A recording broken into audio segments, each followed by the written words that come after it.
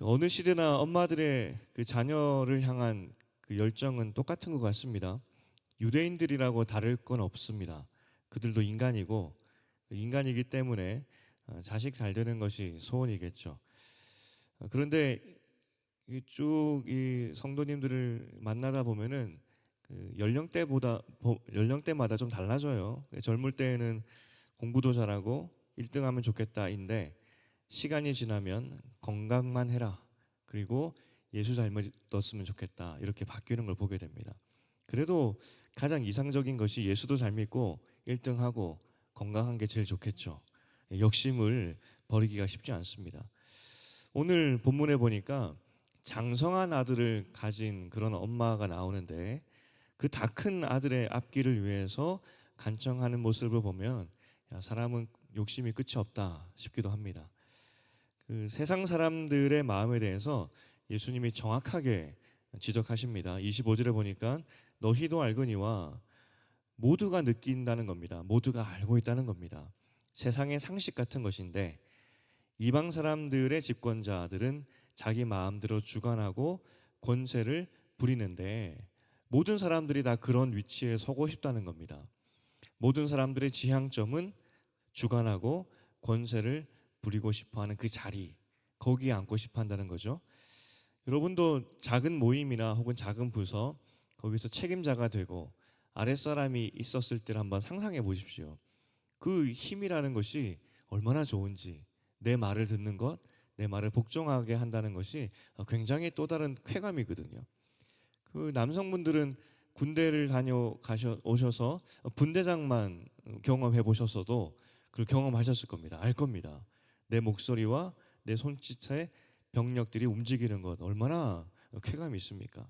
정말 작은 힘이지만 사람이 야, 이래서 권력의 맛에 취하는구나 이렇게 다 경험을 해보셨을 겁니다. 그런데 더 많은 권세를 가지고 내가 원하는 것으로 모든 것을 움직일 때 얼마나 기쁨이 있겠습니까? 사람들은 그런 자리에 서고 싶어 합니다. 그렇게 높은 자리에 서고 싶어 합니다.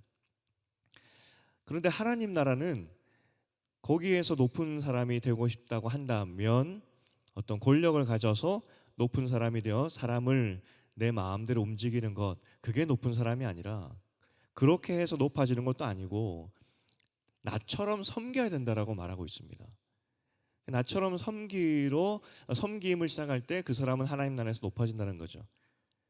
예수께서 이 땅에 오신 것은 십자가를 지고 우리를 섬기러 오신 겁니다. 그것처럼 너희도 섬길 때 하나님 나라에서 높아질 것이다. 예수는 정말 말만 하지 않고 죽으셨고 그 섬김의 모범이 되셨죠. 그리고 우리에게도 말씀만 하지 않고 실제로 서로 섬겨보라고 섬길 수 있는 그런 장을 만들어 주셨는데 그게 눈에 보이는 교회입니다. 교회 안에서 너희가 나처럼 종으로 섬겨보라 그거죠. 아무리 생각해 보아도 교회를 만드신 이유는 일을 위해서도 아닌 것 같습니다. 일을 위해서 만드셨다고 한다면 이렇게 만드시면 안 되죠. 엘리트만 뽑아서 그리고 일 잘할 수 있는 조직도 주시고 어떻게 운영할 것인지 방법도 알려주셨을 것인데 그게 없어요. 교회 중심은 섬김이라는 겁니다. 여러분 한번 놀이터를 상상해 보겠습니다. 놀이터에서 아이들이 놀고 있는데 가위바위보를 하든 뭔 게임을 하든 서로 왕이 되려고 경쟁을 합니다. 그리고 왕이 되면 의수되면서 정말 권력을 휘두르는 그런 게임.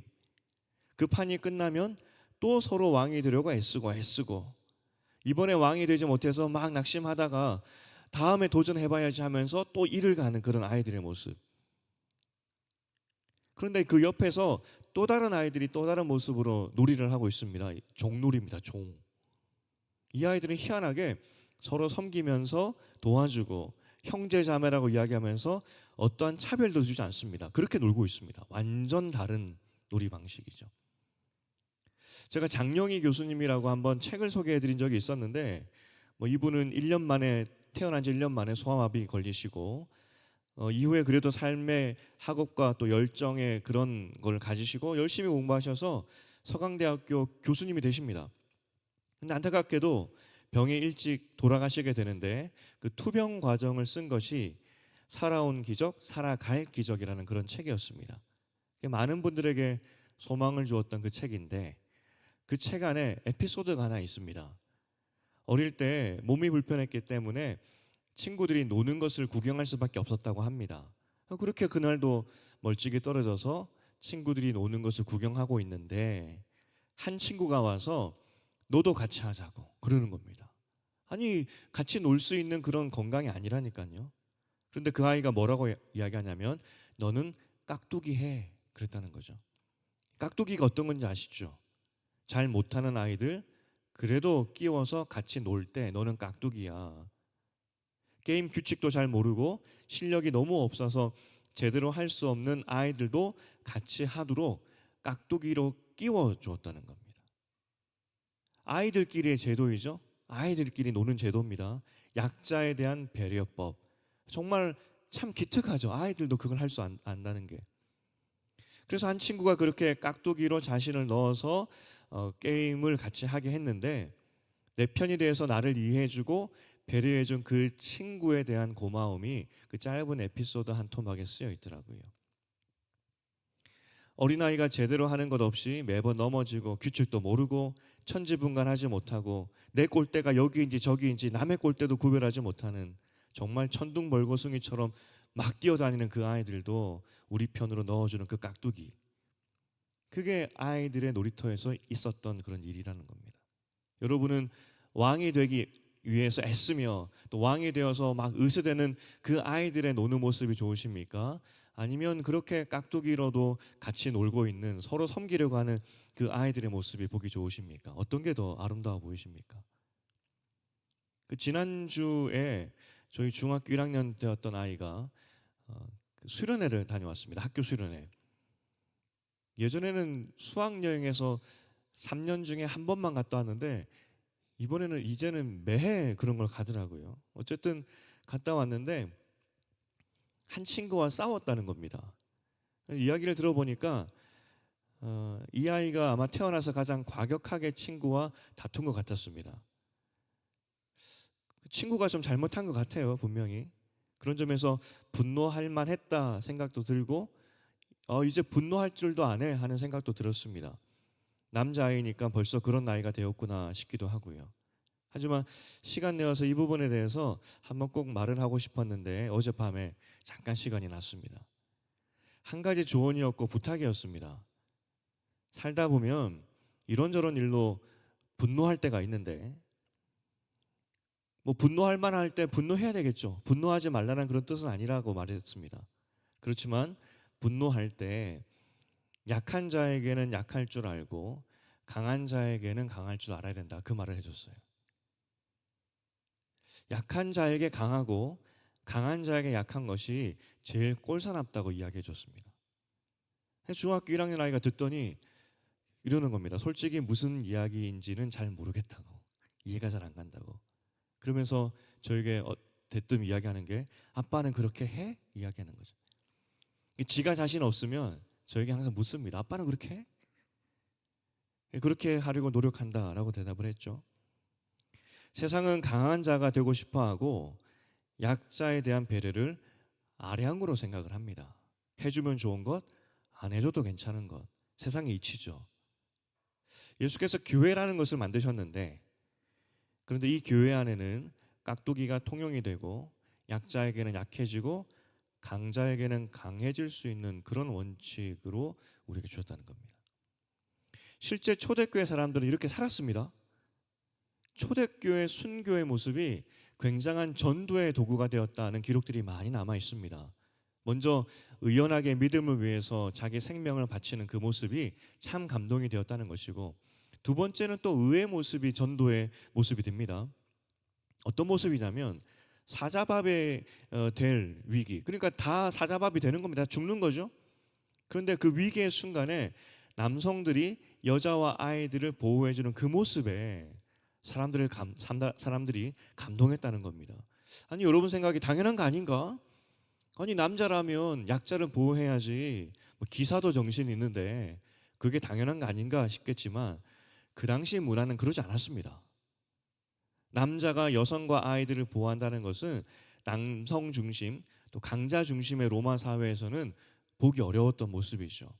그런데 교회 성도들, 그 남성 성도들이 사자밥이 되는 그 고통과 위험 앞에서, 두려움 앞에서 몸을 던져 아이와 여성을 그 보호하는 그 모습에 그걸 지켜보는 로마 사람들이 감동받았다는 겁니다. 그 당시에는 정말 당연한 게 아니었다는 거죠. 그 당시 문화를 뛰어넘는, 약자를 보호하는, 사랑하는 그 마음이 사람들의 마음을 울렸다는 겁니다. 반했다는 거죠. 너무 아름다워서. 초대교회 교회의 어떤 전혀 다른 문화의 모습을 보고 감동받았다는 기록이 정말 많이 남아 있습니다. 그것을 보면 하나님의 질서가 세상의 질서보다 아름답구나.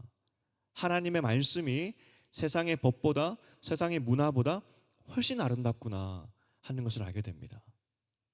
오늘 예수가 교회를 세우셨는데 새로운 법, 새로운 문화를 우리에게 주셨습니다. 어떤 문화입니까? 어떤 사역을 하든 어떤 일을 하든 높아지려 하지 말고 섬겨라. 우리의 시대로 말한다면은 깍두기 정신 아닐까 싶습니다. 예수님처럼 신앙의 성장이 필요한 어린아이들, 어린 사람들, 신앙이 흔들리는 사람들, 그런 사람들을 위한, 나보다 약한 사람들을 위한 사랑의 마음이 교회 안에 필요하다는 거죠.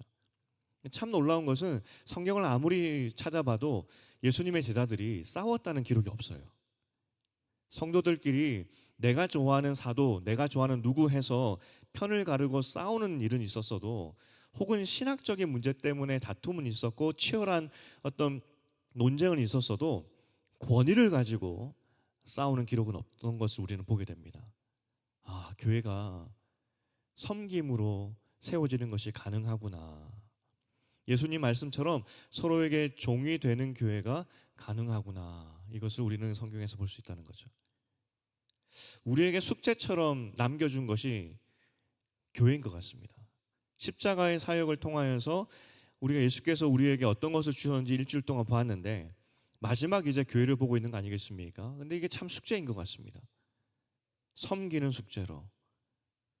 교회는 정말 우리에게 십자가입니다. 예수께서 십자가를 지었듯이 교회를 섬기라고 하셨기 때문에 우리는 십자가를 진 것 같은 마음으로 교회를 섬겨야 되겠죠. 그러니 교회는 우리에게 십자가입니다. 우리 각자에게 남겨준 숙제죠. 그런데 우리가 앞서 보았지만 십자가는 내 힘으로 지는 것이 아니라고 우리가 말씀을 보았습니다. 내 힘이 아닙니다. 십자가는 우리가 질 수 없습니다. 왜냐하면 너무나 고통스럽고 너무나 무거운 것이기 때문에 우리의 힘으로는 질 수가 없습니다. 성령의 은혜가 필요하죠. 오늘 본문에서도 예수께서 22절에서 너희가 내 잔을 마실 수 있느냐 물었습니다. 제자들은 뭣도 모르고 마실 수 있습니다 라고 대답을 했는데, 다 할 수 있습니다 라고 대답을 했는데, 정말 23절에 예수께서 뭐라고 말씀하셨냐면 너희가 과연 내 잔을 마실 것이다 라고 이야기합니다. 나처럼 십자가의 그 죽음을 죽게 될 것이다 말씀하신 것이죠. 왜냐하면 그들은 미래에 성령의 사람이 될 것이기 때문에 이 잔을 마실 수 있게 될 것이라는 그 예언입니다.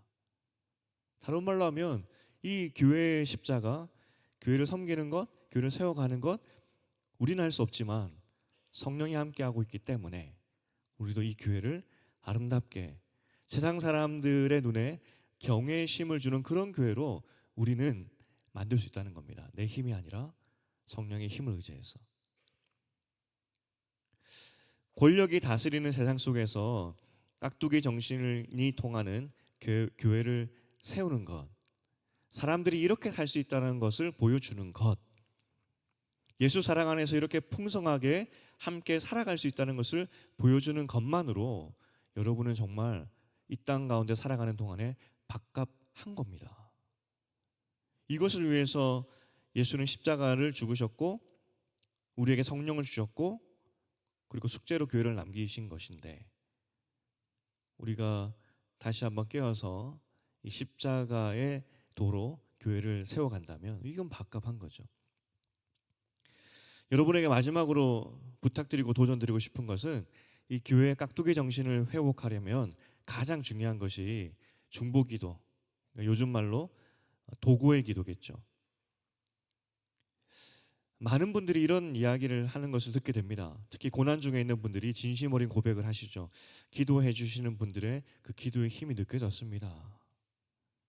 주님 사랑으로 마음을 다해서 기도하는 것부터, 주님 마음으로 그 사람을 사랑하는 마음으로 기도하는 것부터 시작하는 것이 이 깍두기 정신을 가진 하나님이 보시기에 아름다운 교회로 만들어가는 그 첫걸음이라는 겁니다. 오늘 금요 기도회 같이 기도하려고 합니다. 특별히 우리 다음 세대와 뿐만 아니라 우리 온 세대를 놓고 특별히 오늘은 더 기도하는 시간을 가지려고 하는데, 우리가 지고 가야 할 십자가입니다. 교회는 오셔서 많이 기도했으면 좋겠다는 생각입니다. 이제 말씀 맺겠습니다. 제가 교회가 무엇인지 스스로 헷갈릴 때가 있습니다. 교회를 섬기고 있는 목사인데 내가 바로 가고 있는지, 그리고 이 방향성이 맞는지 할 때마다 마음속에 기억하는 하나의 에피소드가 있습니다. 어떤 에피소드냐면, 예전 청년부 할 때, 이민교회에서 청년부를 할 때 이야기입니다. 그때도 제자 훈련을 했는데 한 자매가 제자 훈련 마치고 막 우는 겁니다. 막 울면서 이런 고백을 했어요. 예수 이야기만 하는데 이렇게 좋은지 몰랐습니다.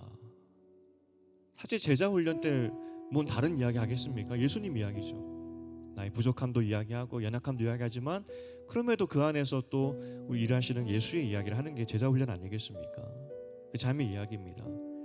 예수 이야기만 하는데도 이렇게 좋은지 몰랐다고. 예수 이야기하는 곳이 교회이고 예수 이야기가 넘쳐나는 곳이 교회입니다. 그러니까 교회는 좋을 수밖에 없는 겁니다. 예수 이야기로 넘쳐나니까. 함께 예수 믿는 사람들이 모여서 동행하는 곳이 교회입니다. 그러니 거룩하고 경외스럽고 따뜻할 수밖에 없는 것이죠. 예수 이야기가 계속 나오니까. 그리고 그 예수의 모범을 이야기하며 따라가려고 애쓰니까 교회는 거룩하고 경외스럽고 따뜻해질 수밖에 없다는 겁니다. 이것이 우리가 만들어가야 할 교회 문화입니다. 십자가로 세우신 이 교회, 숙제로 남겨주신 이 교회 우리가 만들어갈 문화라는 거죠. 그러니 누가 뭐래도 우리는 교회를 세워야 하고 교회 중심으로 사는 것이 맞습니다. 예수께서 우리에게 숙제로 남겨주신 이 교회를 세우는 것이 우리의 사명이 맞다는 겁니다. 주님이 피로 사신 교회를 더 좋은 교회로 만들어가길 주님의 이름으로 축복드립니다. 그래서 이 교회를 바라보면서 정말 하나님의 사랑이 있고 하나님의 새로운 문화가 있고 정말 세상과는 다른 그런 문화가 있는 그곳으로 우리 교회가 성장하기를 다시 한번 주님의 이름으로 축복합니다.